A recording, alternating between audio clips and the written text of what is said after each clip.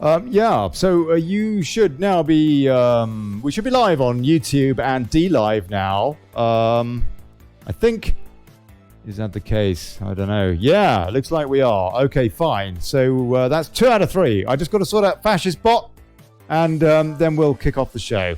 So bear with me, folks. Just going to be a few minutes, and maybe about 10 minutes.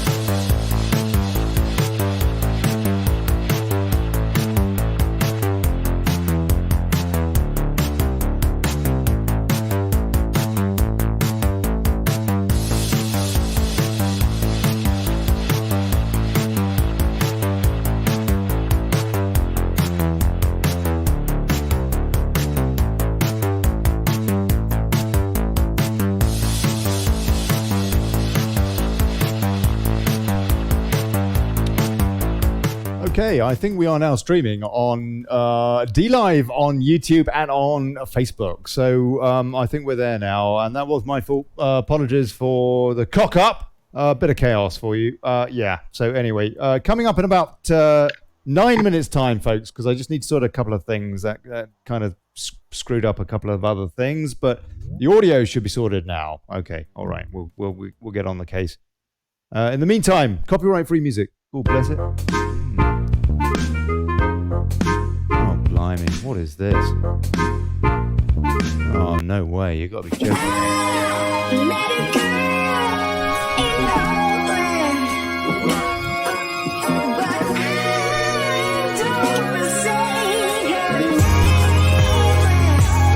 Oh, yeah.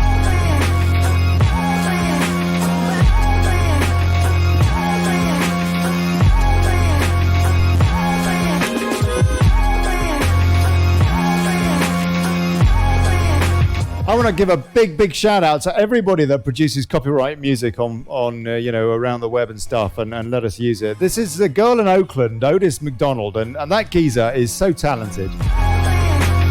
If you like this kind of stuff.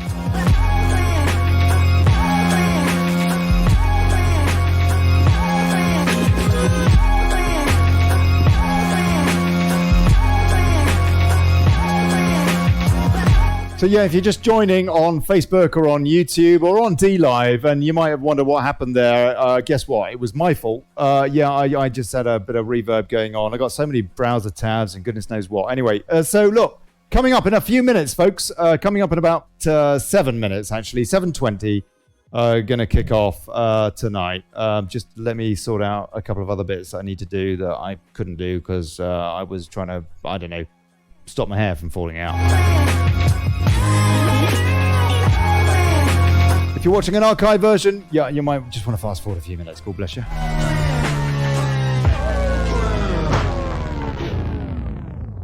Blimey, is that my heart?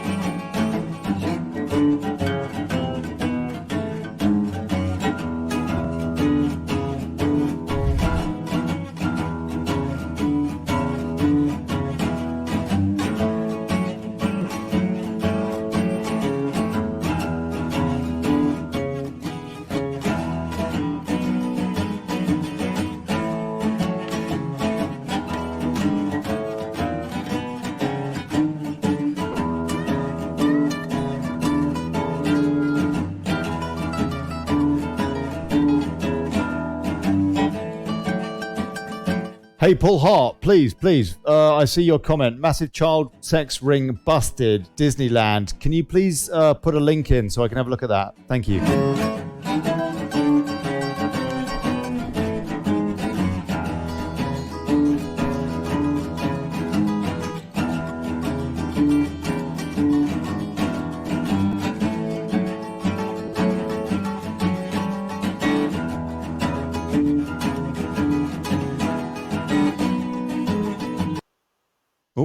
What happened there?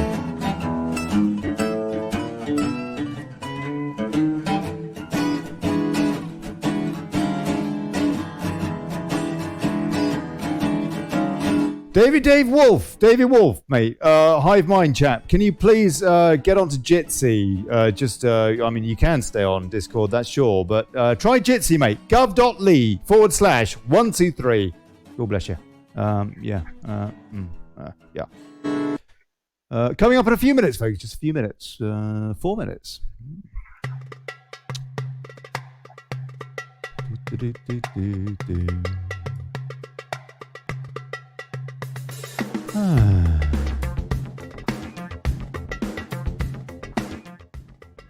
What's that?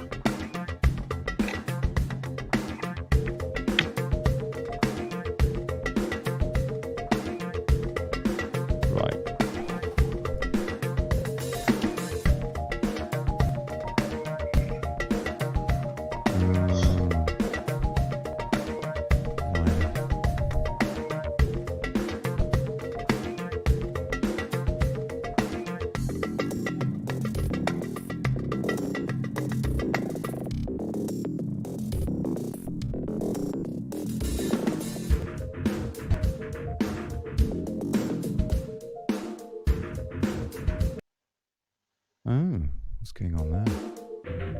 I'm opening up about 15 tabs at once. That's what's going on there.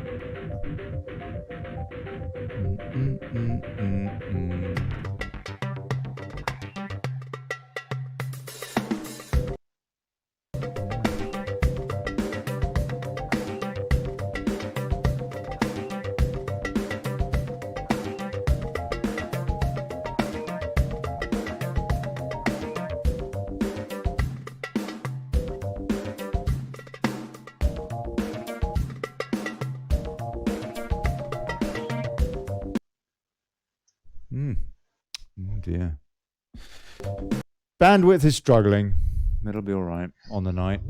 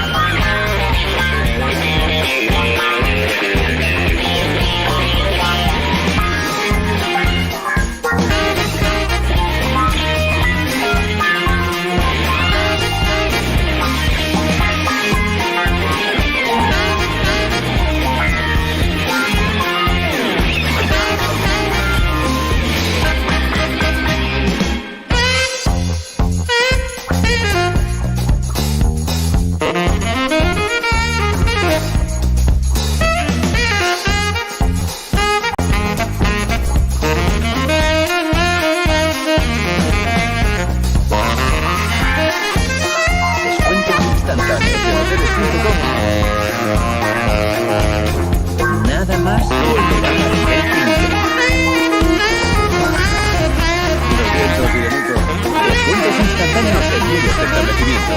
Hoteles.com. Esto sí que es increíble. Oh, hold on. Oh, what was that? Sí que... Me cago en la leche! Oh, hold on. Oh, it's that express law, isn't it? I'll tell you, that's so noisy.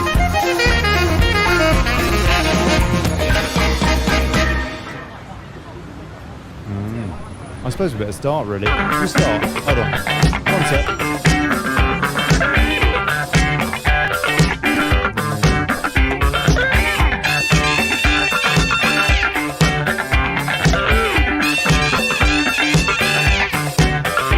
Yeah, definitely chaotic today. Michael, can you hear me, sir? Yes, I can. Oh, wow. That's fantastic. I tell you, we're getting there. Okay, well, you know what? We're going to just do this thing. Okay, here we go. Here we go. Let's just get on with it. There you go.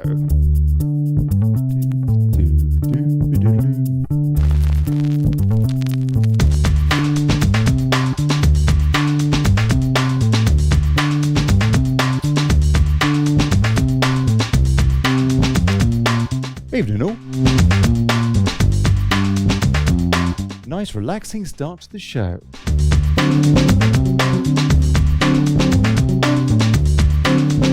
Yes, good evening, good people, and welcome to the daily, but extraordinarily chaotic tonight. Oh, blimey, I tell you.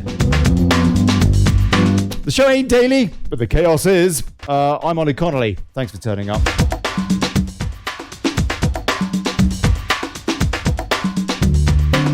And now, old Bill, double bill.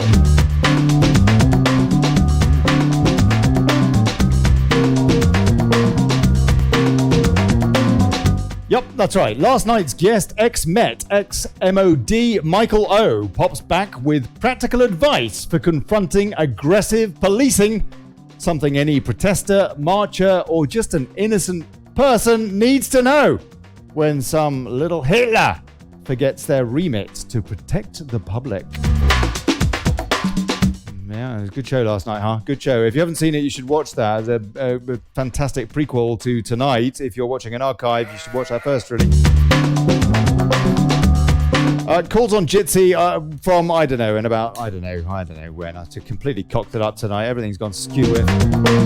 But yeah, so if you want to call in, please just browse to guv.li/123. You just note that you will be muted at first for troll control, so please be patient. Yeah. For Discord, that's fine. guv.li/rant. And we'll see you in the comments.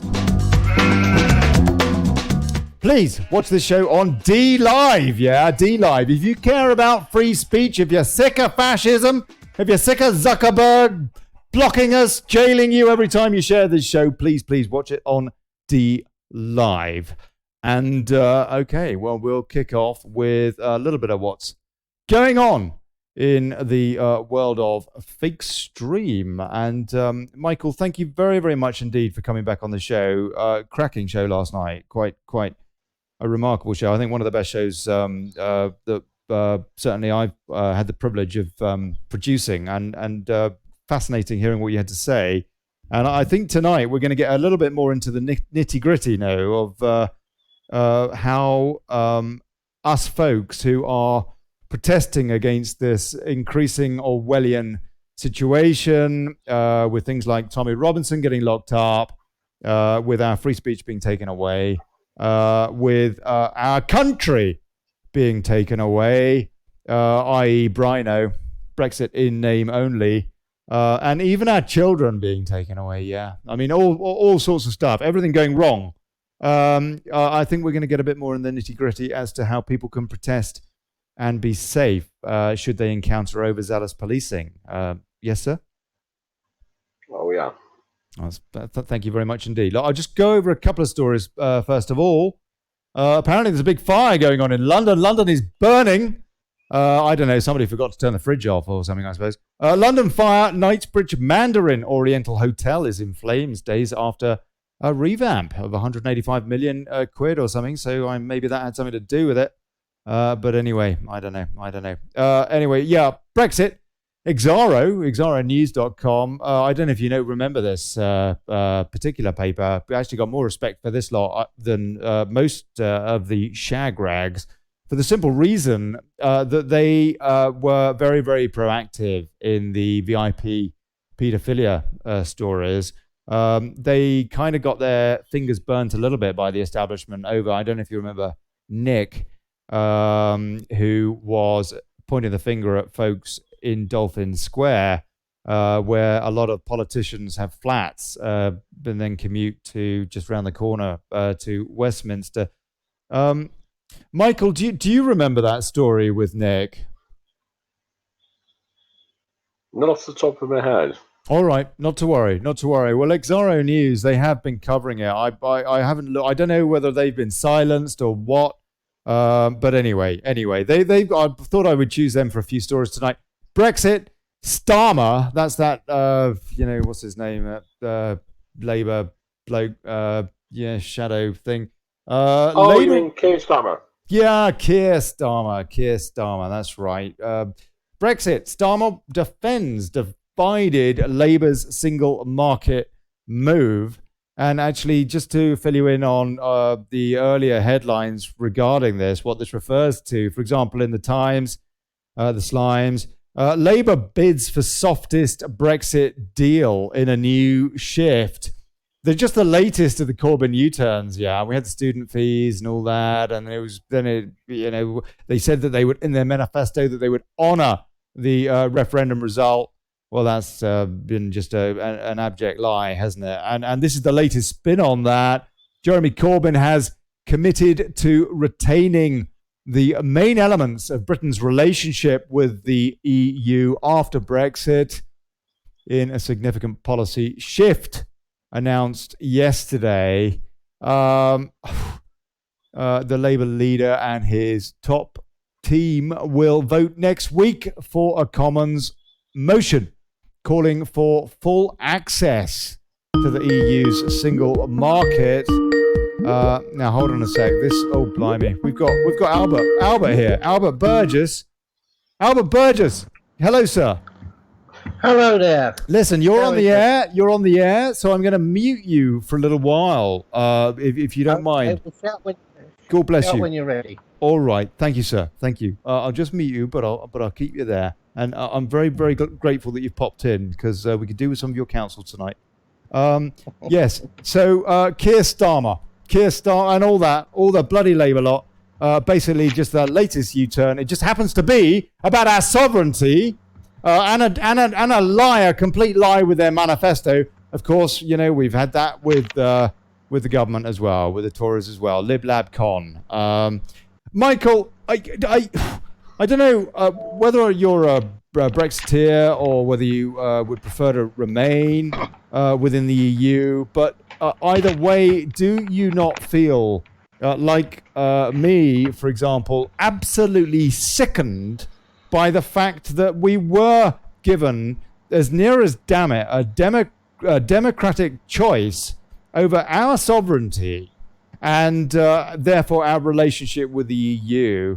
And these politicians are just completely ignoring, despite the fact that the then Prime Minister, that moron, David Moron, said that it would be binding. The referendum result would be binding. He spent 9 million quid of our money on that pamphlet, which was extremely dubious in itself, to sell us the reason to stay within the EU, but telling us that if we didn't, that it would be, and he specified it would be full Brexit, that we would leave this customs union, etc., etc., etc.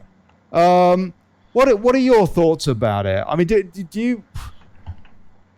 Is it not just a joke? What's the point of having these people if they ask us a question? They voted in the Parliament. They voted to give us that choice, and now they're taking it away from us. Yeah, it's like any politician. You can never trust anything they say. We were taken into the EU by Ted Heath. There was no referendum. He just signed us in. Now, people have That's right. realised over the years just how divisive, just how manipulating the EU is. And yeah, before they tie us in and get a little too dictatorial and really start affecting our basic rights and freedoms, probably getting out is the best bet. A lot of the other countries in the EU, especially Germany, France, and Italy, they are looking at the German people, the French, and the Italians are all looking towards the British people and saying, "Yeah, you want to get out here, so do we." They realise they've been sold a pot. They realise they're being scammed by a lot of unaccountable bureaucrats in Brussels. Even the Belgian people are getting sick and tired of it. Yes. Yeah, but I think the Italian, their banks have gone down. That's right. But before you carry on, have you got your laptop on a stand with fans running? I haven't. I disconnected the fans today. Okay, just get as close to that microphone as you can, because how's that? Well, not too close, but yeah, a little bit closer than you were, sir. Yes, right. Sorry, you were going to say. Yeah, actually, I think that's a very interesting point. The Italian banks goes down. You were saying this last night. I think it might have been after the show. How that could create a domino effect with Deutsche Bank, whose exposure is about the equivalent of 2/3 of the world GDP. Just incredible amount. And if they go down, Germany goes down. Everything goes down. Everything, actually, not just Europe. The whole Ponzi scheme that is this global financial market will presumably go down. Well, if the EU goes down, that's like almost like the linchpin. I mean, well, irrespective of the EU, the whole thing falls apart. Yeah. Just Deutsche Bank would be the key, wouldn't it? Well, they say if the German economy, which is one of the biggest in Europe, if that was to collapse, it would take just about everything else with it. It would. The Italians have started the domino effect. The Italians. The Italians is just the dominoes just beginning to fall very slowly. If Deutsche Bank the cracks start to show and it starts to crack very quickly, that's when the rest of the dominoes are going to fall, and it's going to fall very quick, and it'll just go around the world. I really, it makes you wonder which way this is going to go and how it's used. You know, never let what is it Kissinger said, or no, Rahm Emanuel, who is now mayor of Chicago, when he was Obama's, kind of, I don't know, chief, tosser or whatever. He said, never let a disaster, never lose the opportunity off the back of it. And that is basically what this show is named after, Ordo ab chao, order out of chaos. It makes you wonder how they might use that to their advantage.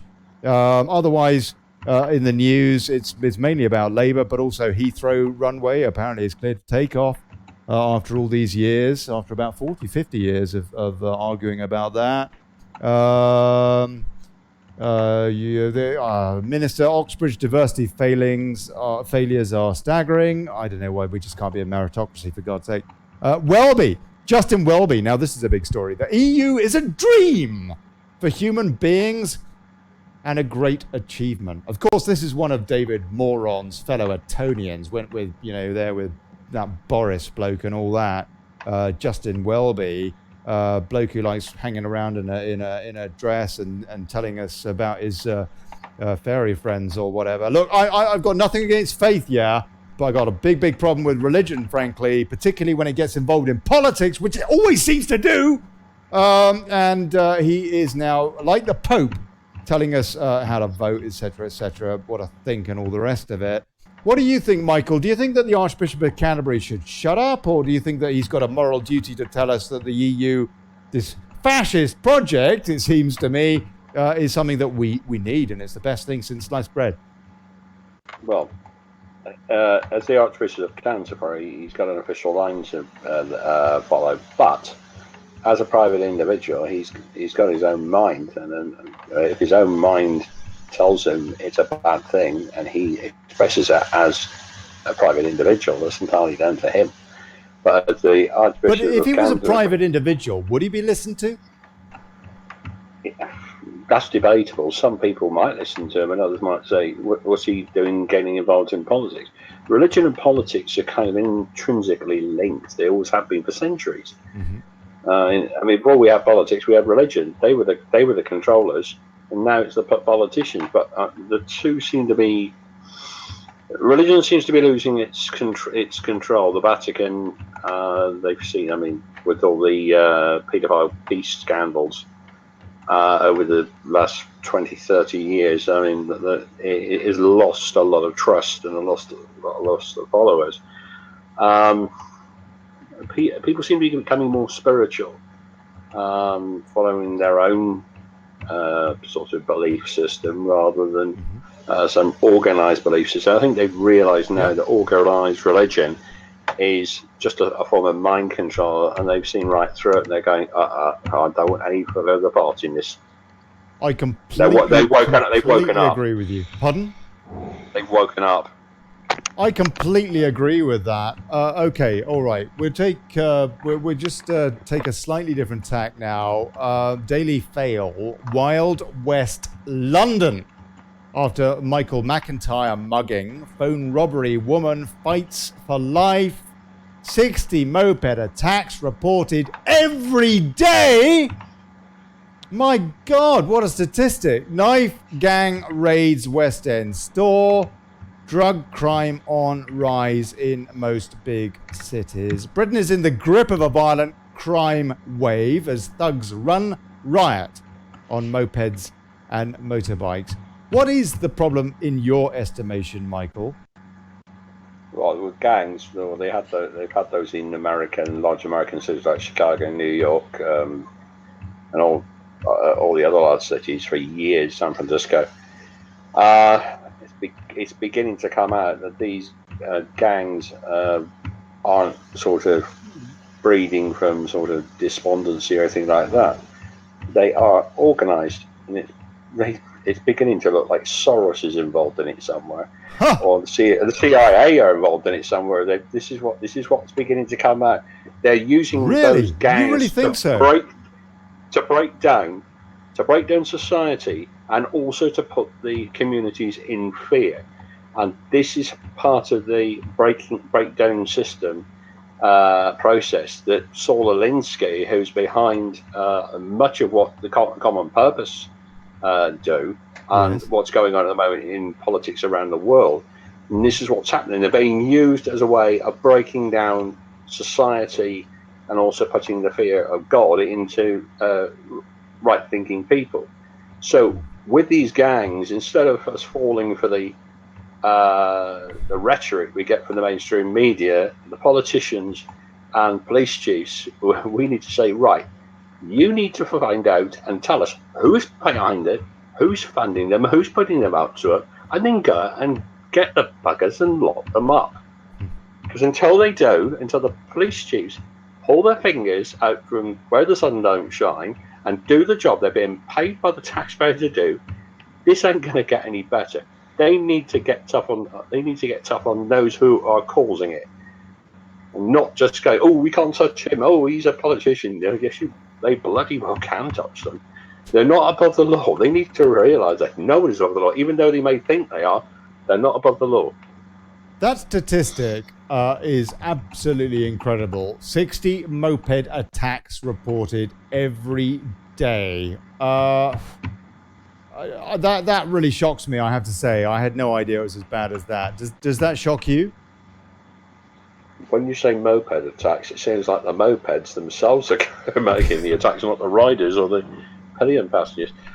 Yeah, this is the trouble. I mean, well, mopeds are quite cheap to buy, and they're also very easily stolen. So it doesn't surprise me. It's a very quick way of getting away. But the only trouble is, they can only do about 30 miles an hour. And if you've got a powerful police car like a Skoda Octavia VRS, they'll soon catch up with them and pull them in. So I suppose we're seeing the problem with the moped attacks is we're seeing a trend. It's like copycat, no? Yeah, you do tend to get that. You tend to get a copycat effect. The trouble is with mopeds, they're very small two-wheel vehicles, and they can get into places where a four-wheel vehicle can't. They can go a lot faster than somebody who's simply running at about 4 or 5 miles an hour. These things can go up 30 miles an hour, so yeah, you can get away on them fairly quickly. Once you've hit somebody, jump on the back or jump back into the driver's seat, boom, off you go. You just turn the throttle and that's it, you're off. Sexpress, have we lost control of our streets? Britain is reeling from a spate of savage crimes. When armed raiders strike with impunity across the nation and the police face hundreds of millions more in cuts, we ask, have we lost control of our streets? Michael, have we lost control of our streets? No, it's up to us as individuals to make sure that doesn't happen. I mean, in America, there's one state where the highway patrol went on strike. The highway police went on strike. And they found that motorists were being considerate to each other. And there were no accidents, no traffic violations. And they thought, and their colleagues who policed the urban area said, right, let's try this. They went on strike. And then the city started taking down all the fences. And they suddenly found that people were talking to each other and they were policing themselves. And it proved a point. All this sort of kind of cubbyholing and pigeonholing people was the wrong way to go about things. Once people start talking to each other, they start to look out for each other. This is what was happening, and because when you've got people doing that, looking out for each other, they are policing themselves. So if anybody is seen in a neighbourhood, and then they're a stranger, there's plenty of people who are going to go up to them and say, "Excuse me, you lost," or and if they're there with an intent, they'll normally turn around and just skedaddle, and they won't hang around to get sort of grabbed or held until the police get there. I mean, the police are there really to take that person into custody, an offender into custody, and take him before a court to be dealt with. But I think up to now we've had this patriarchal parliament has said, "Oh, we'll look after you," and all this. Well, unfortunately, we've moved on from this. We're now in an era of great awakening, and the great awakening is we are beginning to see what was going on. It was a very sort of fluid, very sort of misty age we've come out of, and this new one is becoming much clearer. The mists are clearing, and we are beginning to see what was going on in all its ugly, horrible detail. And some of us, including yourself, Olly, are getting the word out to people. You're like shining a torch and saying, right, this is what's going on now. I'm telling you, like, you do something about it. And there's other people like you, me, and the others who are listening. We're like shining a light on the criminality that's been going on, that's been hidden away for years. And the crims don't like it one little bit because they can't get away with it anymore. Although they try their hardest to get away with it. But the more we get this out to as many people as possible, wake them up and get them motivated to go to tackle it, this will just get worse. We've all got to get off our backsides, and we've got to start telling others and waking them up. This is part of the awakening. This is part of the awakening process. We have to do that, and we know a lot of us now are realizing we've been lied to, we've been scammed, we have been, and it was by people we trust. And when somebody's trust is betrayed, they're going to be very, very angry. But you can channel that anger in a very positive way. Yes, absolutely. It's best, but it's down to all of us. We need people like yourself, Jeff, and all the others need to wake people up and get them to wake others up. We've got Predator Jeff here, going to have a chat in a bit as well. Financial type, just as an aside, and really what you're saying, how we're being scammed. just to point out on FT, torrid pro-EU rag, reporting that the RBS, the government, have sold a bunch of the shares at a loss of 2.1 billion. And I think that's a pretty good example, isn't it, of the, there was so much corruption with there. Nobody went to prison again. And again, it really just boils down again to fascism, no? To corporate government collusion against the interests of the taxpayer. Daily Mirror, 4 in 5 back penny tax hike for NHS. Just throwing more money at it, more money at it, more money at it. Can we get the money out of the EU, please? And just say, look, if you want to trade, great. If you want to sell any BMWs, that's great. We'll listen. And we're not giving you a penny. And we're walking now, maybe. Right, okay. So anyway, yeah, in the meantime, wanting more tax. Daily Star, basically just a porn mag. And so on. Okay, fine. Right. So just to cover this last story in the news section today, because I think it's pretty important that we are fully aware of this betrayal from the Labour Party compared to what they said in their manifesto.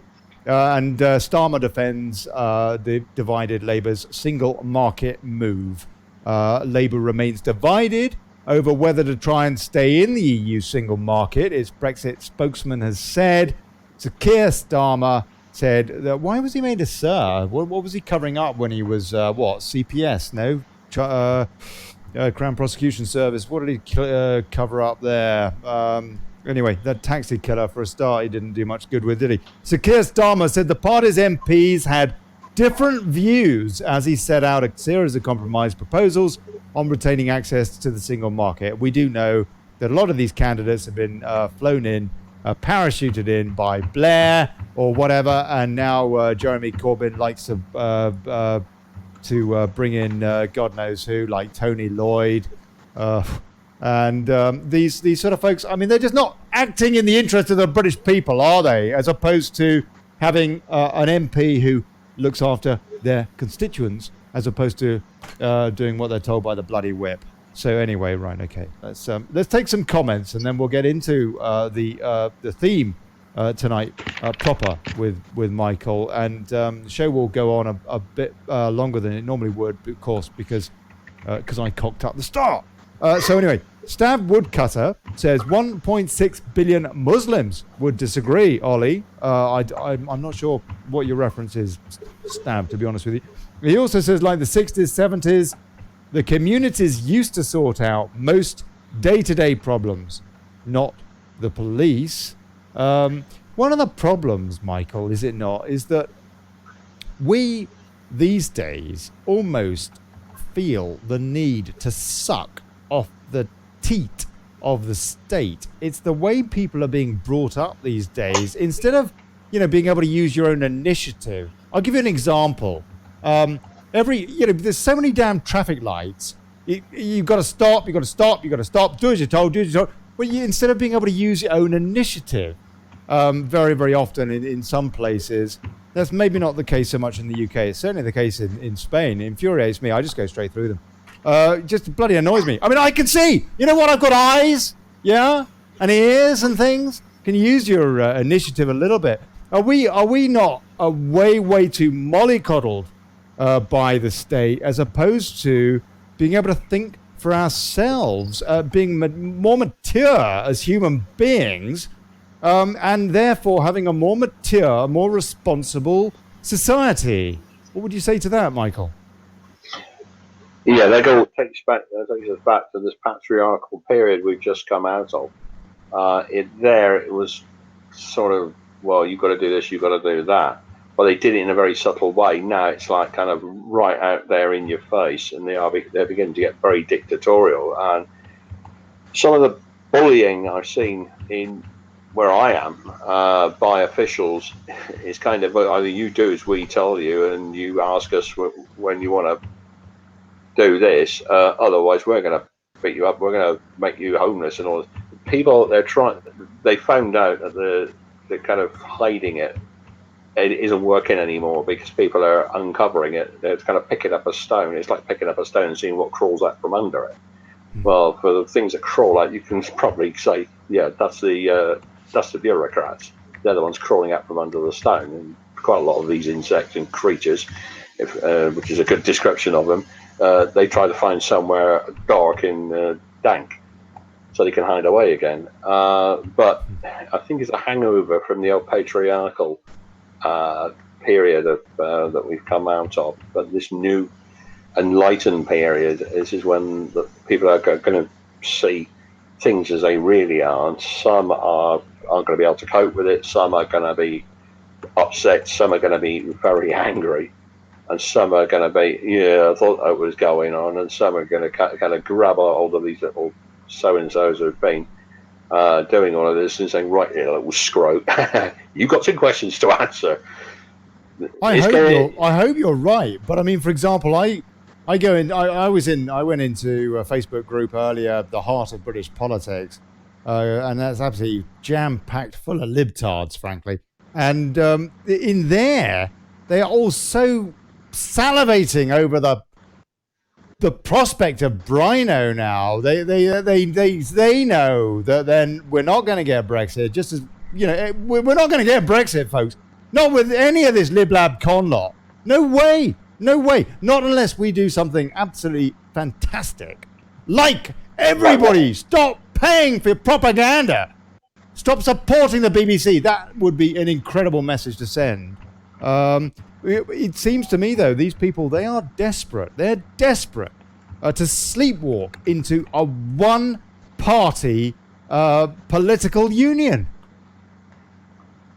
Yeah, hold on a minute. I've got an air ambulance passing over. Oh, okay. All right. Your audio is pretty awful, I have to tell you. I'll take a few more comments, and so that yeah, okay. Yeah. Thomas. Yeah, that is an air ambulance passing over, and you do get quite a racket. I couldn't hear that, but it's like you've got I don't know. It's like you're drying your hair or something. You got your curlers in. There might be something on my laptop itself because the fans are disconnected, so they're not working. I think it probably is. Maybe if you lift the lid up a little bit on the laptop. How's that? Well, it's about the same, to be honest with you. But not to worry. We'll fight through. Paul Hart says all wars was designed to kill the backbone of them countries. We are no exception. Ivan Ardon says, yeah, rebel against the nanny state. Thomas White, it's all the brainwashing for the past 50 years. Even ads on the TV are there to brainwash you, from what breakfast to have to the bed you sleep on. Yes, indeed. It's been put upon us, says a Facebook user. And Helen Lasky-Smith says, I think he's asking Chris Baxter if he's all right. And hey, Helen, and hey, Chris Baxter. Simon Dawson says, because you are still attached to the BC legal fiction, you're lost and dead at sea in the legal side. You will never become free until you put the Vatican on notice and reclaim your estate. Everything you think you own is in trust law since 1302. Unam sanctum. I will not say any more, but please go for it and look, because you will still be liable under the ecclesiastical law of the Holy See. Thank you, Simon. And I know you sent me a load of stuff earlier, and I haven't got around to looking at it yet, but I will do, and I do appreciate it. Thank you. Yeah, okay. All right. Some people are in a coma, points out Thomas White. Right. Okay. Let's get into what we wanted to talk about tonight, particularly because, of course, we are all protesting. We're protesting more and more, and a lot of folks are encountering and have been encountering for, well, in many cases, many years. And thank you for their service, frankly. Some problems with the police here and there. And so last night, at the end of the show, off the back of talking about this police state that we're now living in, Michael started bringing up what we can do to protect ourselves. It was right at the back of the show, and So I thought, you know what, let's carry on tonight and get into this and see if we can be proactive with this. And so, as I understand it, Michael, there are two things that we're going to be talking about. I'm bringing Albert and a few other folks in to chew over with us how we can use these to our advantage. And as I understand it, they are a certain clause or two in the Police and Criminal Evidence Act of 1984 and such like from the Criminal Justice and Courts Act of 2015. Is that right? I would like you to guide me because I'm very ignorant about this and about the law in general, frankly. And so I'd like you to guide me on how you feel as an ex-cop, ex-Met, ex-MOD. We should be taking this discussion forward, please, sir. Right. With Section 26 of the Criminal Justice and Courts Act 2015, right, that was brought in to deal with police inaction and police brutality and police corruption. What surprises and concerns me a lot is that a lot of police officers don't even know that Section 26 exists. They just seem to think it's something that protesters and activists come out with. When you actually show them the printout of the actual provision itself, it scares the living daylights out of us. Like I said last night, a young lady in Northamptonshire goes into her town centre, handing them out. The police come along, take one look at it, and a van load of them disappear in 30 seconds. They are scared of it because it can send them to prison for up to 14 years. Now, if a police officer is jailed for breaking the law, it is hell on earth for them inside. They know they will be attacked on a daily basis because of what they are. They can, and the other thing is, if there's a segregation wing, they get put in with all the paedophiles, the rapists, and the other dangerous criminals. So you can just imagine what's going to happen to Plod. Yes. So yeah, but that was brought in because of police brutality, abuse of police powers, not doing their job, as happened in South Wales when the young mother and her two small young children were murdered because the police did not listen and did not act when they were told about it. And that's why it came in. There was another case, I think, in East Anglia where an autistic teenager was murdered by his mother, and she then killed herself because they were being harassed, and the police did absolutely nothing to address the harassment that was happening to this mother and her son. And this is what it was brought in to deal with. We need to get the police educated in this, but we also need to get the public educated in it as well.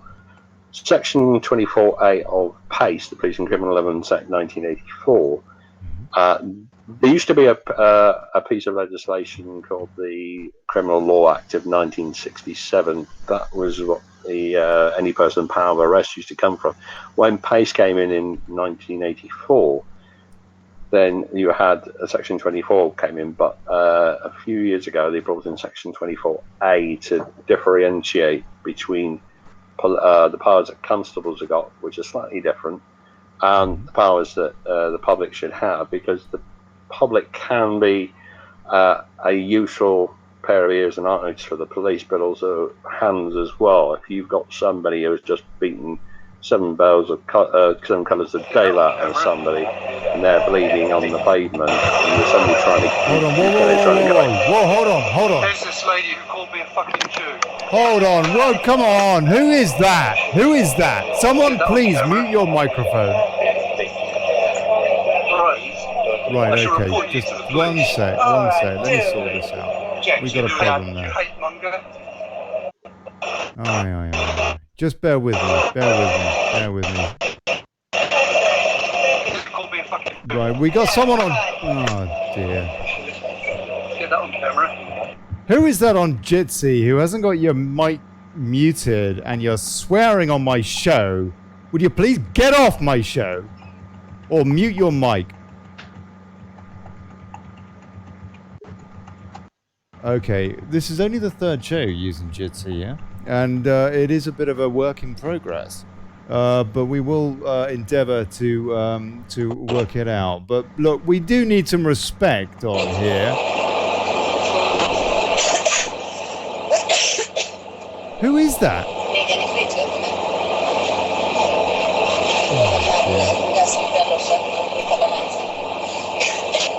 I'm trying to work out this problem, people.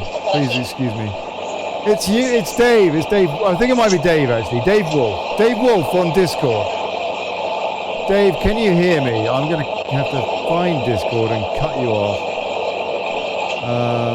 No, it's not Dave. It's not Dave. Oh, blimey. So, is it... dear. Somebody is sneezing. It's a lady in the background. Blimey. Do we really have to, like, sacrifice being able to have a round table and just take one call at a time, like on Skype or something, because of one or two idiots? I do hope not. It's not on Jitsi, Ollie. I answer anybody. Oh, yeah. Let me see what I can do here. Oh, I can't do anybody on Jitsi, Ollie. No, I don't think it is on Jitsi. I don't think it is on Jitsi. I can't work out where it is. Somebody is sneezing. They're obviously not listening to the show, because if they were, they would hear me saying this and they would probably work out that, you know, they're being a nuisance, frankly. You know, maybe not purpose, not on purpose. Anyway, okay. Let's look. Let me show you something. Let me show you a video, and if you want to look at this as well, Michael, please. Maybe this is a way to open up here, because we can see what we're up against. So let me play this clip, which was something on Facebook that I saw earlier, which I think just about sums up the kind of problems that we've got with various aspects of the police. This is something that Raheem from Breitbart put on his timeline. In honour of the people that died, I followed the guys down here, right? I'm standing around watching what's going on. I get arrested for doing nothing. I wasn't videoing, I wasn't causing trouble. You don't have to do anything. I was just standing there. If you let me speak, I will explain what we're doing and why we're doing it, okay?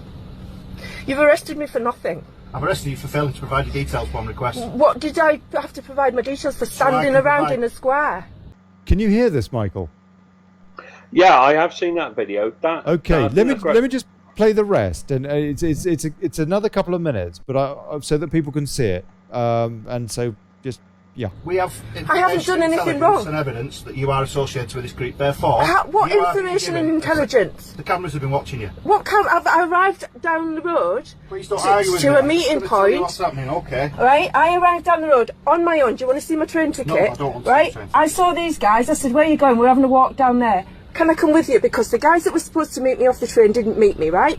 So I walked down here with them because I've seen them before, right? I've no association with them at all, apart from I've walked down here with them on camera. I'm associated. That's enough for us. What walking down the street with somebody, having a conversation with somebody, is enough to arrest me? No. Is enough to arrest me? That is enough to issue with the Section 35 power.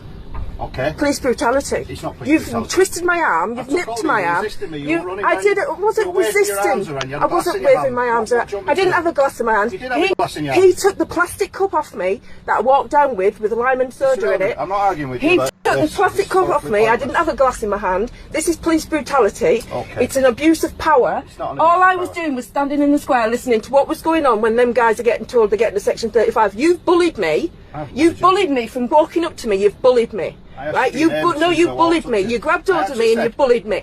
No, you grabbed my arm and you bullied me. He took the glass off me before you did that. I'm not gonna waste right? your breath So you asked me for my name and address, right? And I have done nothing can I have your surname, please? You have given me a Section 35 for standing in the street. Can I have your surname? For standing in the street. Can I have your surname? Can you understand why I resist telling you my name and address when I feel, as a citizen, I've done nothing wrong? No, not if you're in the wrong. Are you following your oath? Are you following your oath? On a minute. Are you following your oath? Now you're Police brutality. I saw that. Go on. I saw that. We've been driving for well over an hour. We've drove from. Sorry, carry on, please. That police officer acted with total illegality. Section 35 is as a widely abused measure. Having her in that van, waffling away like he was, that's false imprisonment. And unless he could prove she was committing an offence, which it sounds to me like she wasn't. No, he acted illegally. That's the sort of thing that Section 26 is there to combat. Like I said earlier, we need to educate both the police and the public in Section 26, because otherwise, just what we could hear on that soundtrack of that video is going to keep happening. A police officer does not have an automatic right to come up to you and say, "What's your name and address?" If you've done nothing wrong, they have no power or right to ask you for your name and address. And if they say, "If you don't give it to me, I'm going to arrest you," no, if they do that, that's an immediate abuse of their powers, and that's what Section 26 does. It clamps down on that. But I've noticed there are a series of videos on YouTube. It's made by a guy called Rob Warner. He runs the Crime Bodge website, and he explains it in a very simple way.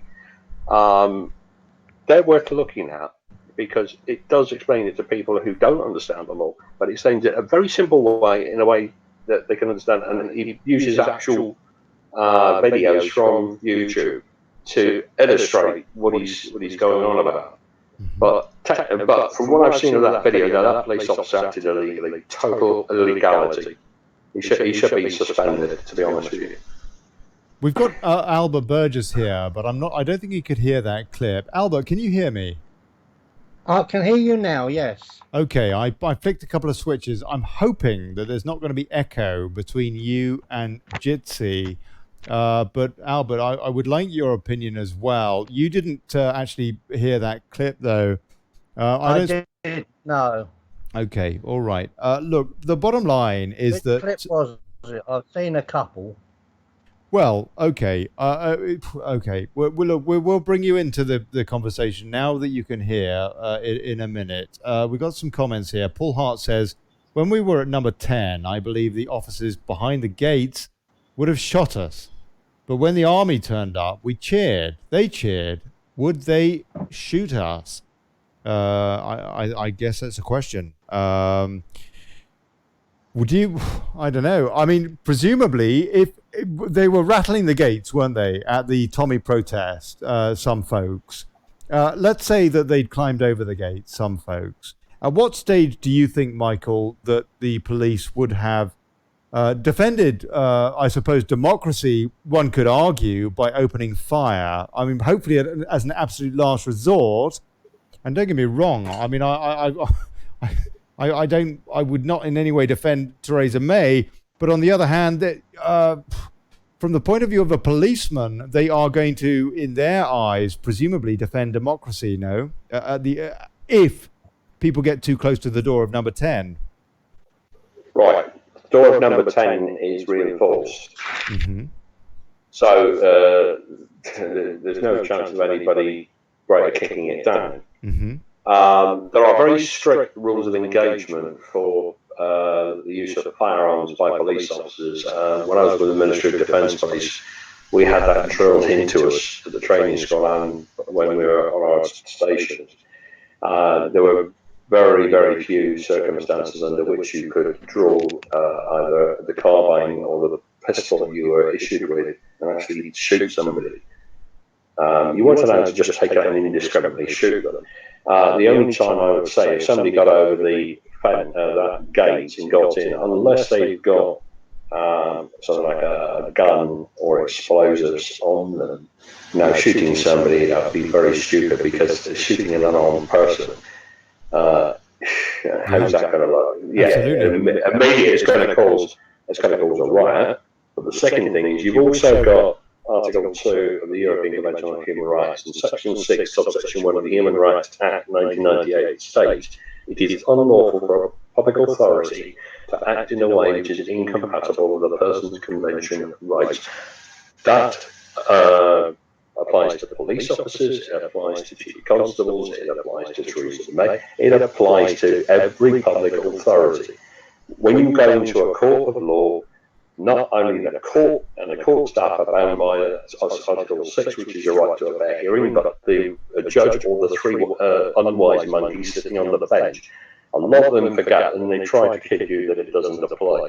But I did go to one hearing involving a circuit judge, and the circuit judge was quite clear with the legal representative of the other side, and he said, "You are bound by it, this court is bound by it, and I am bound by it." He said, "If you don't like that," he said, "you need to go back to law school, young man."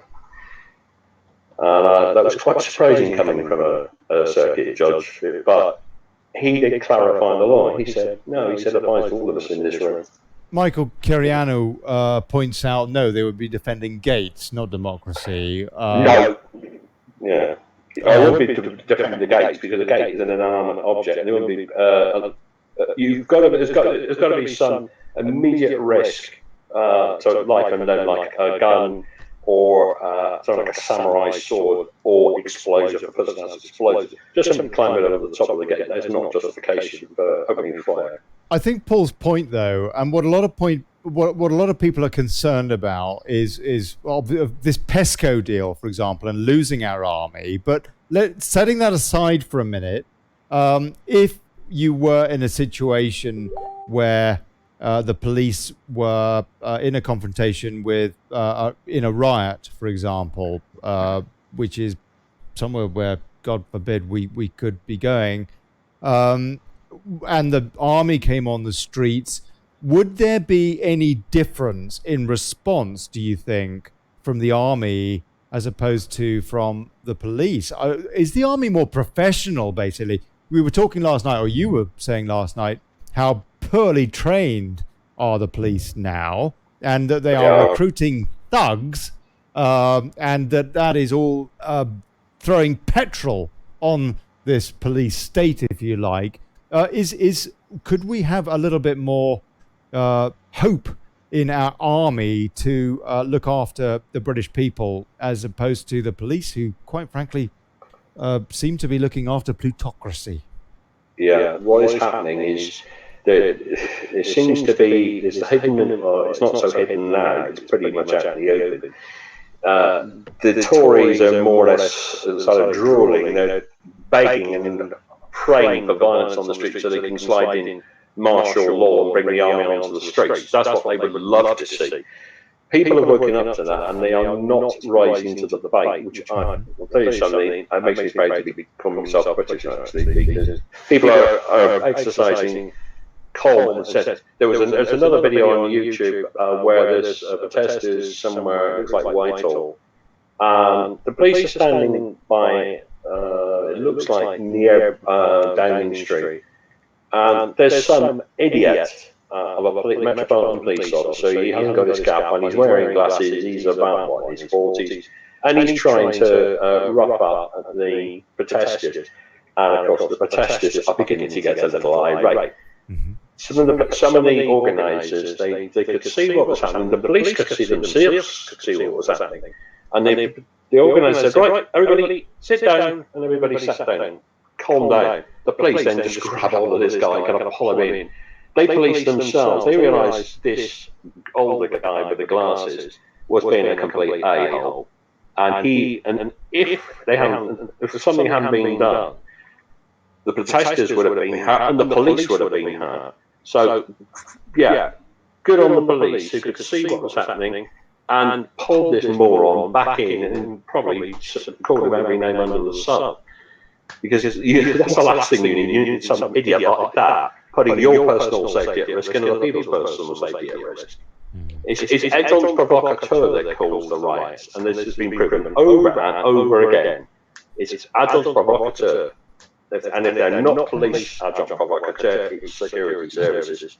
Albert Burgess, what would you like to say, sir? Yeah. Can I come in? Firstly, I have been studying common and constitutional law for some time now, as you know, Ollie. So the European legislation, I say, is illegal in this country and does not apply because our entire membership of the European Union is treasonable.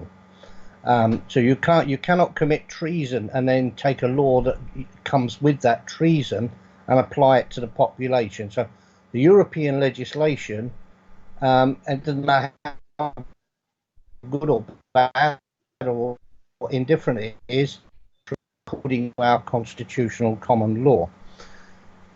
The other thing is that with martial law, and I was actually only reading this the other day, martial law is law which is, it's not proper law.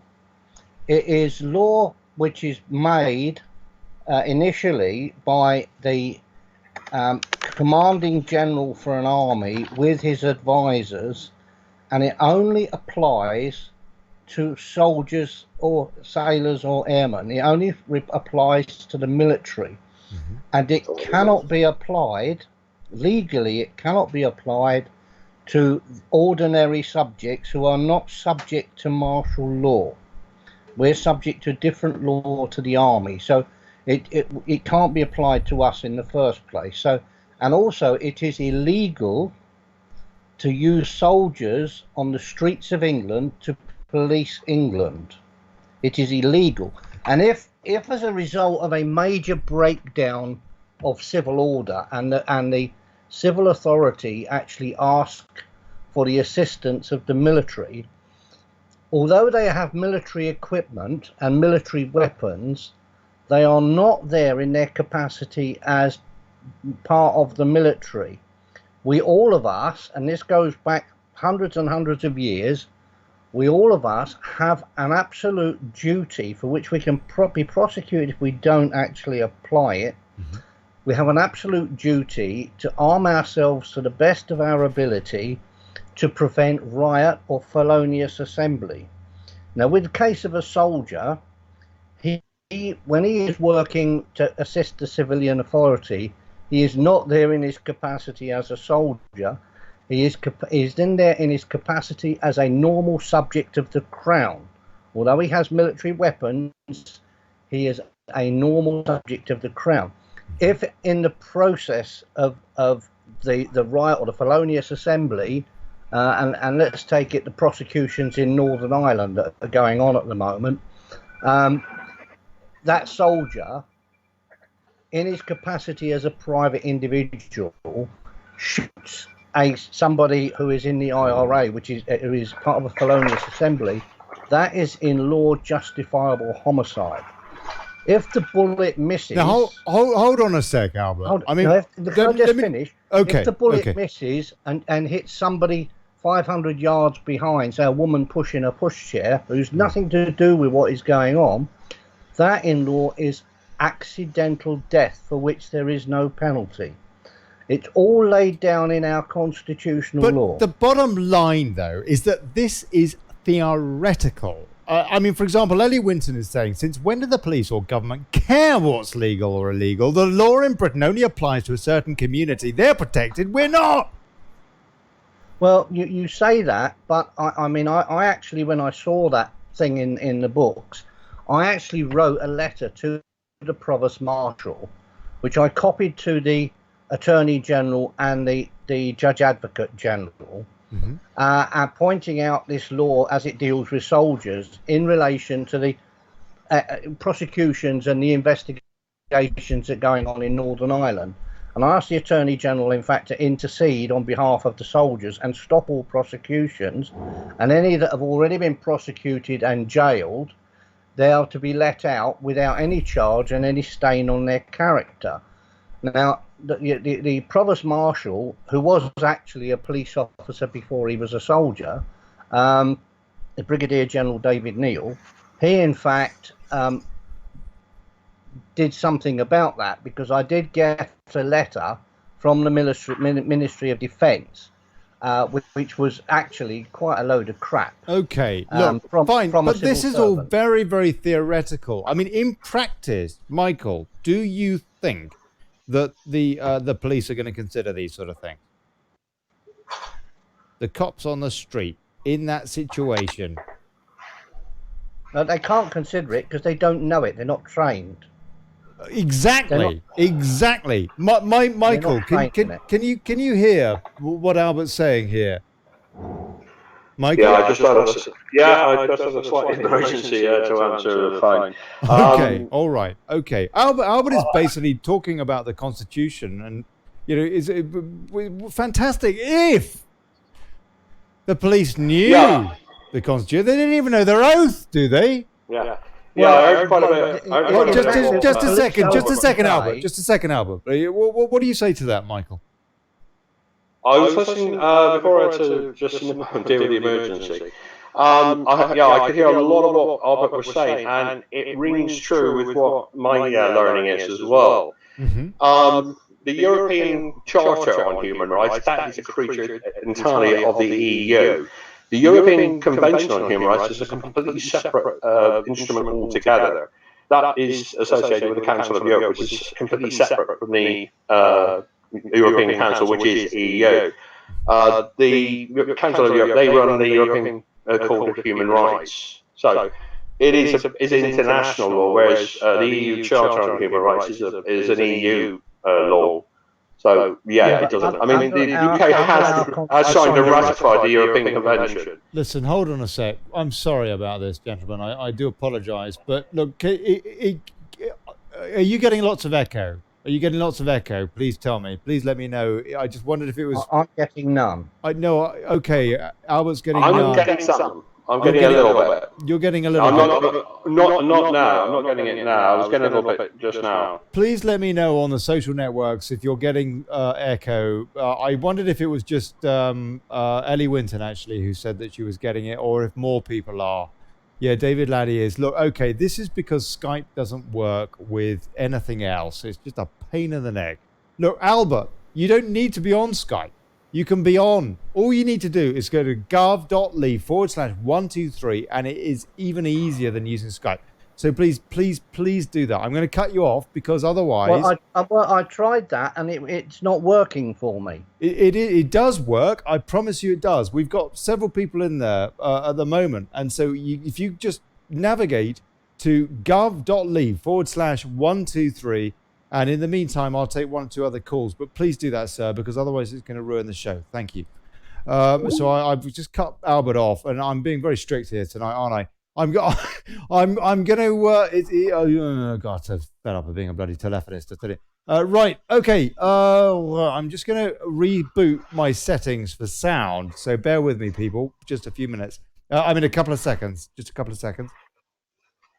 And now that should hopefully be better and echo free for everybody. And not meaning to be rude to Albert there, but if people can't hear anybody at all, then obviously that's no good. And so we've got to do what we can. Right. Okay. We have here Predator Jeff, who would like to say something. Jeff, please. I'm going to bring in our callers now, who bless them have bothered to call in. Thank you. Hey, Jeff, what would you like to say? What would you like to ask Michael? How you doing, mate? Actually, I was going to ask Albert on something what he said about martial law. He indicated that it's only people that are within the armed forces. But as far as I'm aware, correct me if I'm wrong, but the police are now considered members of the armed forces. So maybe they can do martial law. I'm not sure. Don't quote me on that. But they might have found a workaround for it via, referring to the police as armed forces if they are indeed now known as that. Just an idea. You might want to get Albert or Michael to clarify on that. Michael, would you like to comment on that? Yeah, I mean, I've just brought this up on Wikipedia. And martial law is defined as the imposition of direct military control of normal civilian functions of government, especially in response to a temporary emergency such as invasion or a major disaster. Mm-hmm. So it says martial law can be used by governments to enforce their rule over the public. So it can be used as an instrument of oppression, and this is something which we have to be very much on our guard for, because if Theresa May or any other politician in this country wants to sort of really clamp down, they could well do that. But the thing is, it's the bankers behind them. They're the ones who are egging them on. and they're the ones who are driving the agenda. We really and truly have got to shut down the City of London, and that remembrance of the City of London, he or she has got to be stopped from going back into the chamber of the House of Commons and basically dictating to our elected representatives as to what they can and cannot do. The sooner that person's out of the chamber, the better. I think we need to break down the control of the City of London. They are too powerful. They are dictating. They are undermining democracy. They've got to go. I've just heard from one or two folks that actually Albert's sound was good, and the problem is with Michael, which is bloody typical, isn't it? Yeah, look, that is his PC. I can't do anything about it. In our community, my advice to everybody who can help spread the word about, whether it's the law or things that are going on or good advice or whatever, is to get a decent headset. Please, please, please, so that we can all be heard. I'm not criticizing you, Michael. I mean, God bless you, mate. I mean, it's awesome to have you on the show. I'm very, very grateful, and we do what we can do. We just do what we can do. But as a general rule of thumb, we need to be heard, and we need to be heard in stereo, in good quality sound. Yeah, anybody who's gonna talk and help. And spread the word, please, please, please. This is the most basic media training in the world. We got to be heard. If you can't be heard properly, then we are struggling, and we're people turn off. People will turn off. They will stop watching. They will not share the show or whatever. Not just talking about this show, any activist show, anything like this. People have to be heard. And so, please, I'm just saying that. I'm not nagging you, Michael. Well, I am a bit, but I mean in a very loving way, mate. Right. Okay. We've also got with us, we've got Dave Wolf on Discord. David, what would you like to say, sir? Oh, yeah. Well, I just had a quick question for Michael as well, actually. What's your opinion on these community support officers that seem to be multiplying in their masses now? I see them dotted all over my town. Yeah, they're breeding. There's two other names for them. iPlod, because they've got very little in the way of power like an iPod, and Police Officers Crash Test Dummy. That's the nicknames for them. Some of them are a little bit too gobby, and a little bit, I think they've got powers that really and truly haven't got. There was one incident in Bolton where one grabbed a guy on a bike, pulled him off, and injured him. That went to the Greater Manchester Police professional standards, and they accepted he had no right to do that, no power to do it. He got put down for a rollicking from his supervisor. And the GMP had to pay for damage that was caused to the bike, damage that was caused to the guy's clothing, and the injury he suffered as he fell onto a concrete pavement because this idiot had gone and pulled them off his push bike. So I mean, some of them, they do go a bit too far, and they pretend to have powers that they don't actually have. And so those of us who are kind of legally savvy, what we have to do is we have to tell them straight. Sorry, you have not got that power to do that. No, please go away, or else get a warranted police officer down here. My belief is they are unconstitutional. We should not have them in this country whatsoever. No, we shouldn't have them at all. Look, we're getting a bit off topic. We're getting a bit off topic. We're getting, I mean, sure, okay, all that. Look, what we really, really want to get back to is how people can protect themselves when they're protesting, when they're marching. Do you have a question along those lines, David? Or any advice? Ollie. And we've got Thomas Whitelock here as well. Thomas, God bless you, mate. Ex-military man. Thomas, what would you like to say? Can I just say, anybody who's doing protesters and think they're climbing over the gates of Buckingham Palace or Number 10 or raiding the House of Commons or anything like that, the SAS are on 24/7 standby for them 3 locations. If a number of people climb over them gates, say at Number 10, they will be told to get down on the floor and stay still. If they keep coming forward, the police will then say, if you keep coming, we will shoot. Depending on the number of people that are coming towards the police, it'll either be a taser or live rounds. And the police are covered to do it. And that's no ifs, buts, or nothing. That's how they're trained. The police are badly trained, but that's how they're trained. I remember seeing in London. Yep. I remember seeing in London, there was a Chinook helicopter flying around over everyone's head. That'll be the SAS coming in the back way. Yep, that's what I was thinking too. Yeah, Chinooks are RAF. Yeah, I've seen the SAS using Chinooks. They normally use smaller aircraft than that when they're being dropped into places. Yeah, but if they think they need big numbers, they will use the Chinooks to get more men on the ground. Yeah, that's right. Yeah, I mean the Chinook will hold about with kit about 12 people. It can pick them up 12 people in one go, and just as long as you got enough room to land the Chinook. Yeah. Yeah, you don't need with the SAS. You don't need to land. All you got to do is hover over the top. The troops will get on the floor, no problem.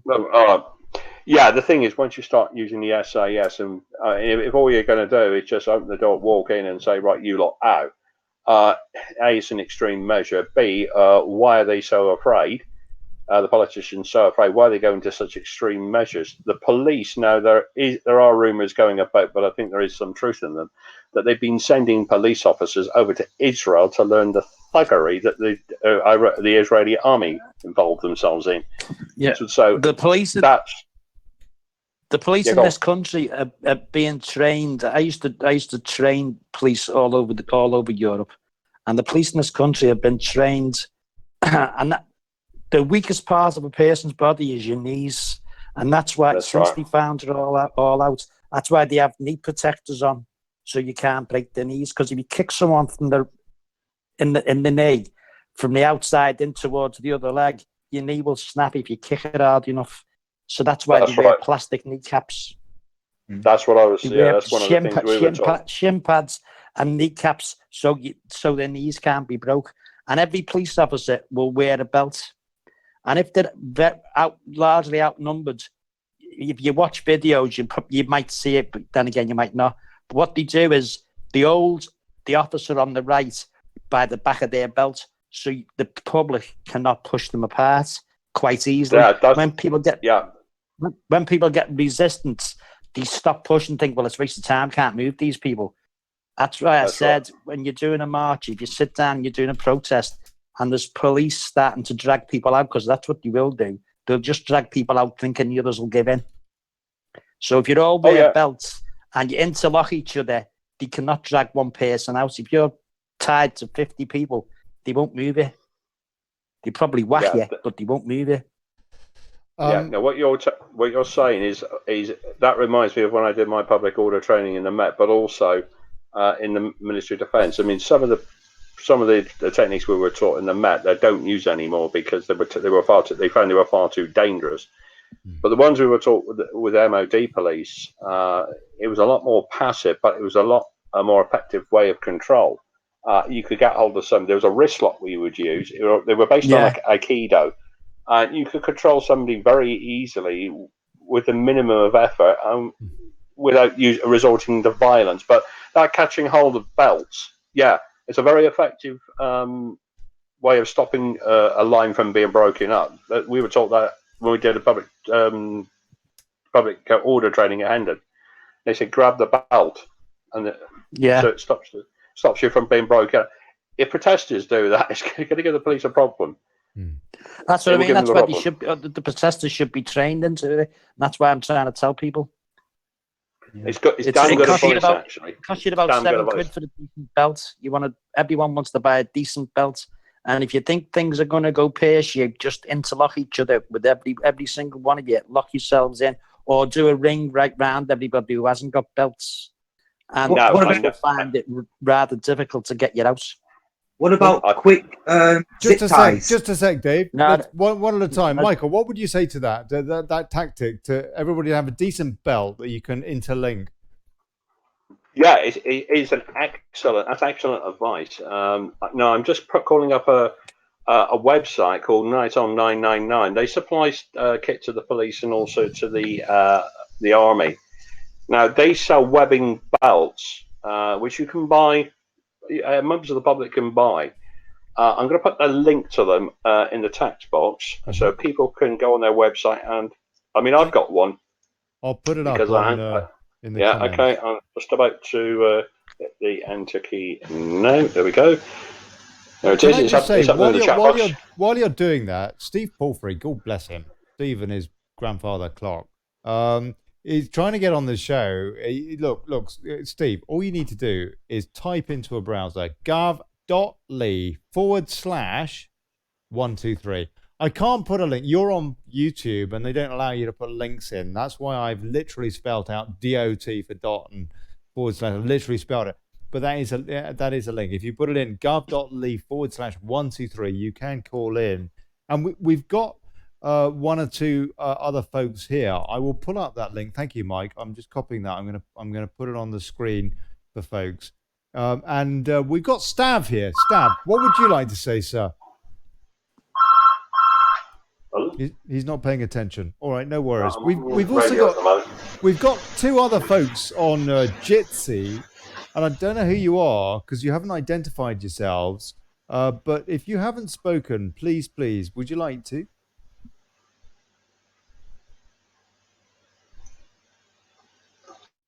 Nobody's paying attention. Yeah, I tell you, why call in if you're not going to, bloody well pay attention? Okay, all right. David, you wanted to say something else, Dave Wolf. Yeah, well, with the information about the belts, I was thinking maybe a quicker, cheaper sort of idea would be maybe zip ties. Would they work? They cut into you, Dave. Do they? They cut into you. You're getting pulled, they cut into your skin and cut through your clothes. Well, I meant like if you're wearing a leather belt and you zip tie that to another person's leather belt. Yeah, you could do, but it's so easy. You don't need every other person to undo their belt and loop it through, and that's it. It takes a couple of minutes. Not everybody has to undo their belt. Every other person undo your belt and just whip it through. But the only you can't have your belt through your loops of your trousers if you're men. You just got to have it round your waist loose. Well, not so much loose, but go on, Michael. Yeah, can I just chip in here? I mean, I'm looking at these belts that you can buy off the website that I've just put in the chat box. They also do nylon belts, which they're not cheap. I mean, you're talking about £30 upwards, but these are quite strong belts. So they got leather belts, but as our friend here said, there are problems with those. If the metal comes here, it's going to go into somebody, and also there's always that risk that the leather is going to tear. But I mean, these here, I mean, nylon is quite a strong material, so yes, possibly. These are gun belts and tactical belts. These they're good belts. Sorry, I say they're good belts then. Yeah, they are. I mean, I've got one because I can't use a metal buckle. I use release with a quick release, not a kind of a nylon quick release coupling. That's the type. Those are made of nylon and they're very, very strong indeed. Okay, take a few comments. We've got John Middleton. Everyone should just wake up. Deaf and dumb. It's like the film starts off. Workload. John Middleton, I never understand your comments, mate. John, you're here. No, it's Steve. Oh, that's Steve Palfrey, mate. And you sound really good. Your audio is superb. You have got a headset, sir. Oh, about flaming time. God, blimey. It's been a long time, mate. How you doing? I'm not too bad, mate. Not too bad at all. You're on Jitsi, yeah? You've called in on that guv.li/123, yeah? Yeah, I figured it out in the end. Perfect. Good on you, man. What would you like to say or ask? No, I'll just sit on the side for a minute. I'm just sort of soaking up before I make any comments. Do me a favour. Turn off your video because of the bandwidth. I know it's bad, isn't it?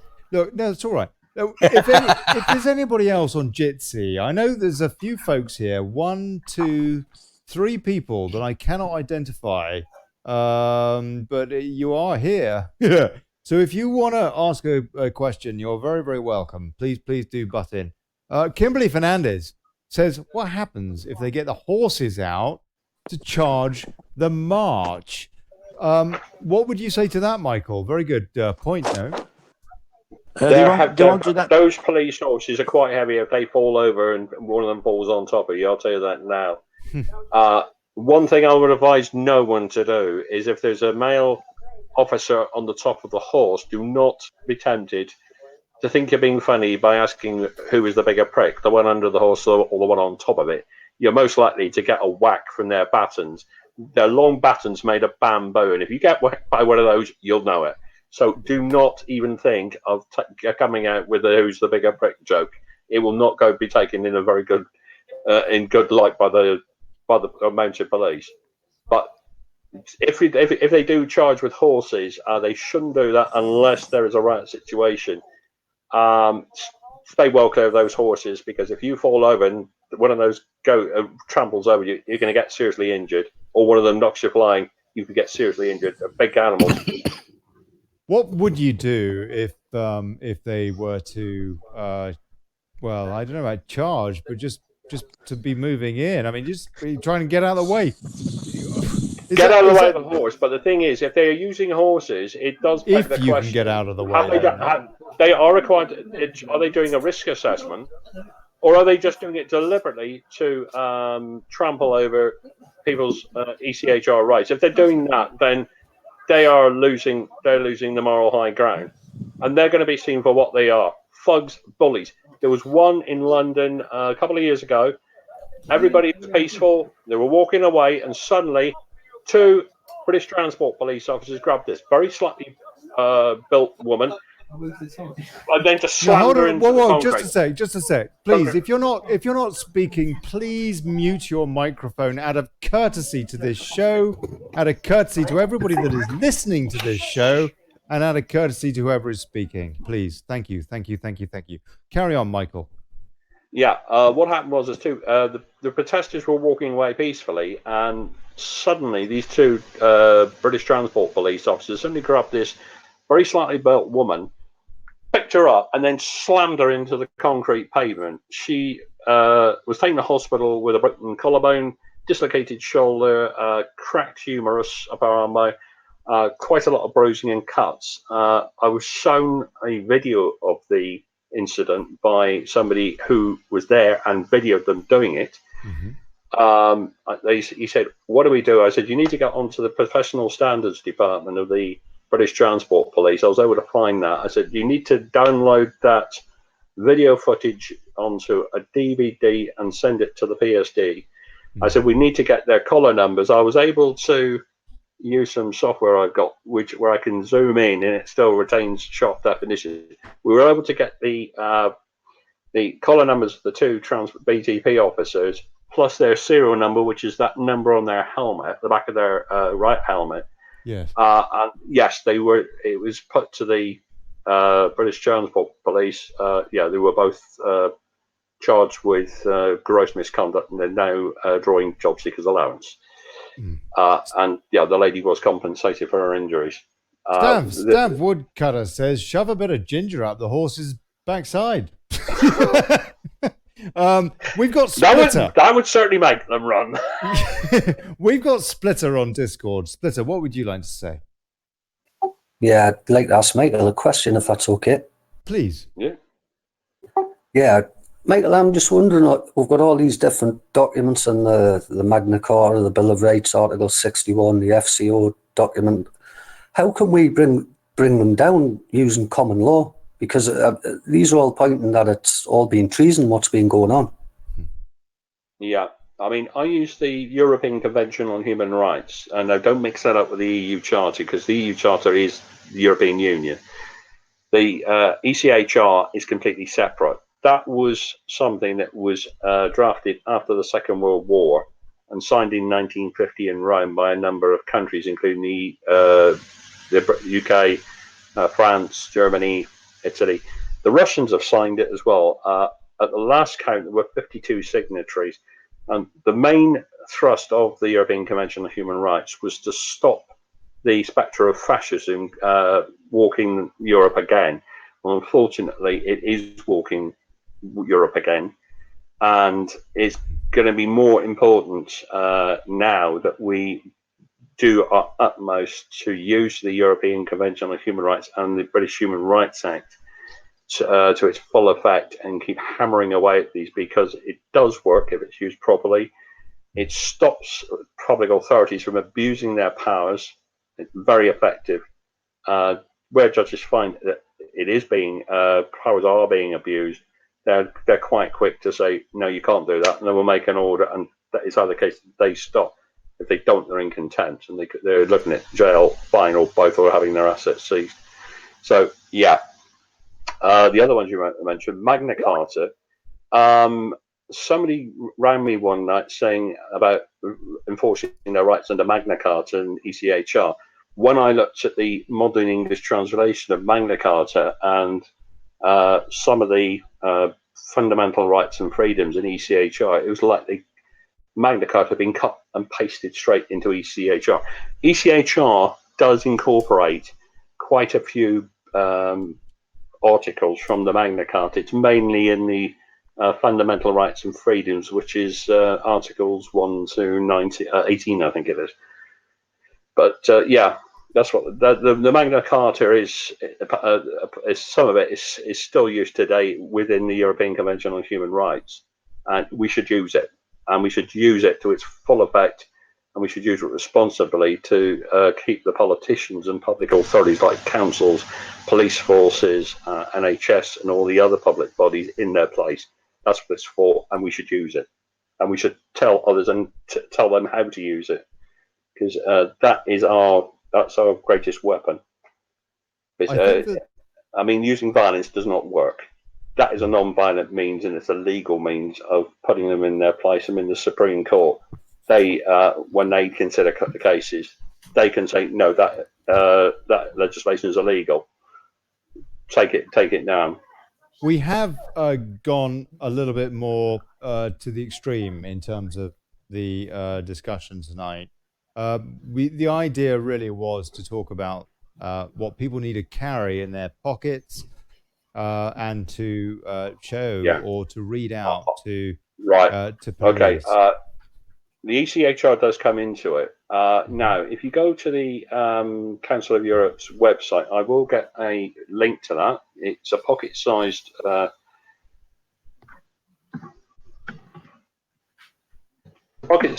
publication. When you print it out, you can carry it in your pocket or your handbag, and it is very, very handy to carry with you.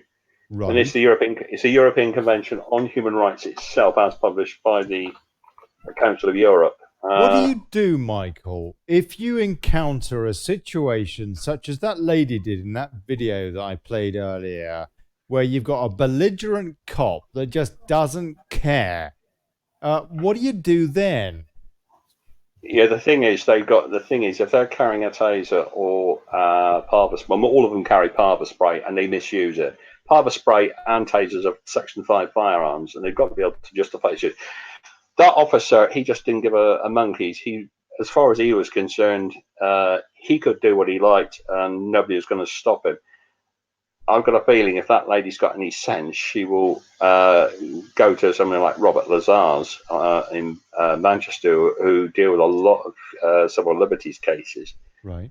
And take out a claim against Greater Manchester Police for false imprisonment. Now, false imprisonment, it's a criminal offence as well as being a civil tort. Robert Lazar's. Wow, I tell you, you have got so much information. How can people get in contact with you if they want a bit of advice, sir? Well, I'm on Beat the Bailiffs and the Banks. I've got a Facebook profile, so they can get in touch with me there. You can get in touch with them through me, that's for sure. Yeah, you can get in touch with them through me. Or of course through yourself. Yeah. Wow. Okay. And oh yeah. David, was there anything else that you wanted to ask, or Splitter? Was there anything else that you wanted to ask? No, that was it for me, Ollie. I'm just wondering how we can use the law. What is the law against all these politicians who should be getting done for treason? Yeah, treason. Yeah, I mean, they very conveniently got rid of the Treason Act to give themselves an immunity. No, they didn't. No, they changed it, didn't they? What did they do? Did they not just get rid of the death penalty so that Tony Blair would never get his neck stretched? The only other way they could be done is the International War Crimes Tribunal. I mean, what's his name? Bush, Cheney, and Rumsfeld. They are all convicted war criminals. They are now under house arrest in America. They were convicted in their absence. They failed to turn up to answer the indictments against them for war crimes in Iraq, and they were told, "You will surrender yourself to the jurisdiction of the tribunal." They didn't, and then they were told, "No, right. Since you have not turned up, we are coming in to get you." So now they're under house arrest in America. The time will come when those three will be taken from America to the Hague to face the music, and they will be in prison for what they did. They deserve it. Are you really sure about that? Yeah, I am. I know that they were convicted in a court in, I don't know, it was Malaysia or something like that. They went to the European. They went to the International War Crimes Tribunal because what they committed were war crimes. And there's an it could be the International Criminal Court, but if you are convicted of a war crime, you must submit you must surrender yourself to the tribunal of the court. If you don't, you are given the opportunity to present yourself. If you don't, then they will start saying, right, if you don't present yourself, we will come in after you. I've got a feeling what the American authorities did is they did a compromise of saying, well, what if they're under house arrest? I don't think that's going to be good. I think the Hague will only tolerate over so much and say, no, we're coming in after them.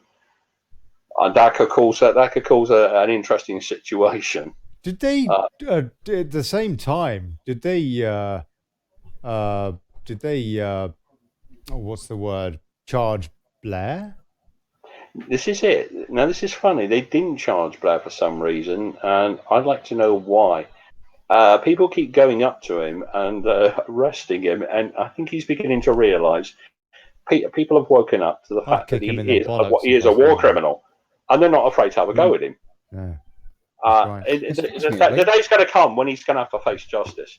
He will have to face justice, whether he likes it or not.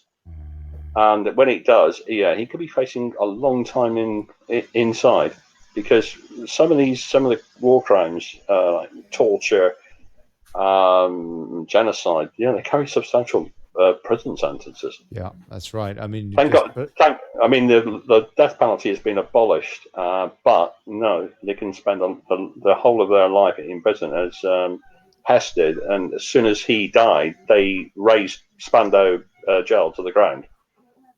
Spandau jail. Spandau jail. Yeah, it was in Iraq. It was where? Sorry, where was Spandau jail? In Germany. In Germany. Who razed it to the ground? I'm sorry, I don't understand that. Right, what they did when Rudolf Hess died, he was the only prisoner being held in Spandau jail. Oh, was he? To stop it. Yeah, he was. Yeah, because to stop Spandau jail becoming a Nazi shrine, the German authorities send in a demolition crew to just bulldoze the jail to the ground. They just completely demolished it completely, as they did with Fred West's house in Gloucestershire. They just bulldozed it, so it wouldn't become a shrine to Nazi sympathisers in the case of Hess. But he was kept there for the rest of it for his natural life. Rudolf Hess. Stephen Rutter says our government have or are about to commit crimes against 17.4 million people. And Thomas White says one of the main reasons Blair wants to stay in the EU, if we leave, we can get the death penalty back for treason. Yeah. Very good. Yeah. Go on. That tells me a lot. It tells me why they're trying to manipulate the law to save their own miserable skins. And it's coming. I can see it coming in the not too distant future when, those politicians are going to have to face the music, whether they like it or not. People have woken up to what they're doing. The fact that they're not representing their interest, they're just representing their own self-seeking interest and the interests of vested interests like corporations, of big pharma. People are getting, understandably, they're getting very angry. John Middleton points out corporation against corporation, and the actions of the corporation are the best interest of the corporation, best interest of wealth. Yes, like a monopoly board. I think I get your meaning there, John. For once, one of your comments I kind of understand, sir. Look, I've kind of got to wrap this, but I also feel, to be honest with you, that I failed as a producer tonight, having had such a cracking show last night, and I think, we kind of got the message across. And there's been some brilliant, this is no slight on you, sir, on you, Michael. It just, with the top of the show, was an absolute nightmare. And then I really, really wanted to get a senior, for example, Dragon on. I was hoping to get John Taylor or something like that on to help us to thrash out the actual rudimentary practice procedure when you're in this situation against a cop. And I'm afraid that I have failed to really get that conveyed, in my opinion, which has frustrated me. And I apologize for being tetchy because of the telephony and stuff tonight as well. But Michael, I'm so grateful. And I know a lot of people here have been saying what a terrific guest you are. And I was wondering if maybe we could have a triple bill. Maybe if you could come back in a week or so's time, and if I could organize it a bit better to maybe get Albert on the same call system as you, so that there's no echo, or maybe to get someone like John Taylor from the Dragons to pop in to have a bit of a debate with you, a bit of a spar about the actual practicality, which I think is what so many people that are protesting need to know. How do they deal with these cops? I don't feel that we've really tackled that as much as we could have done. Can we please line that show up? Maybe for next week is pretty much booked, actually, but maybe the week after. Would that be possible? Right, I'll have a look at my diary, Ollie, and I'll let you know. Okay. Thank you. Please, I might nag you. Oh, blimey! I tell you what. Right. Okay.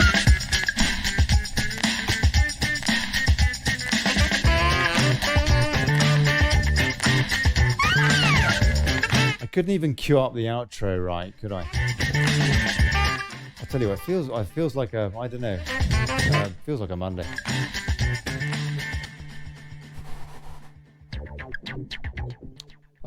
This has been Daily Chaos, and I remain Olly Connelly. And thank you, everybody for persevering with the show tonight, particularly because I had to restream and stuff like that. Thank you, everybody on Jitsi.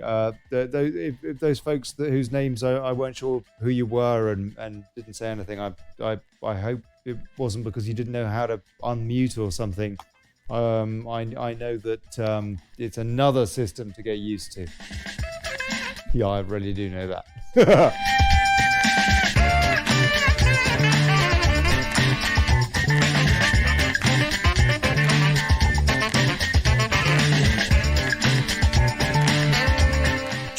I'll tell you what, actually, you know what? Also, another idea, Michael, is I think you should get on the David Russell show as well, and if you can, because you'll get a load of folks calling in there, and I know that a load of those folks could do with a bit of advice.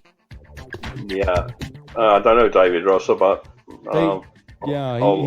he's one of the Dragon leaders. But a lot of folks listen to that show that this affects, and I mean, we just between us, we've got to spread the word as much as we can, eh? And please share this show, folks. Dave Wolf, are you doing a show tonight? I'm going to give it a miss for tonight. I'm going to take the night off. All right. Bless you, mate. Bless you. All right, geezer. It's a hive mind. Davey Wolf. You're back tomorrow, mate, Dave? Yeah. Good. Me too. Oh, Godfrey Bloom is on tomorrow. Godfrey Bloom, really looking forward to that. He is going to be talking about sabotage. Yes, Rhino, basically. He's going to be talking about that. We're going to get Godfrey Bloom's take on it, and probably talking a little bit about what's going on with UKIP and I don't know, all these parties springing up and you know what? My opinion is, never mind all of this. Personally, my opinion is just stop paying for propaganda. Rip up your license fee. Stop paying the BBC. Stop paying the Piper. Stop paying the... Why pay to be lied to? If enough of it... If we can send that viral... that idea to stop paying for propaganda, I'll tell you what, that will send the biggest message to this government, to these tyrants, and to the EU as well. I think it's the biggest thing we could possibly do. I think it's the best thing. It's peaceful. Nobody gets hurt. It's not as dangerous as stopping your car in the traffic. Aye. God bless you, everybody. I'll see you tomorrow. Ciao, ciao.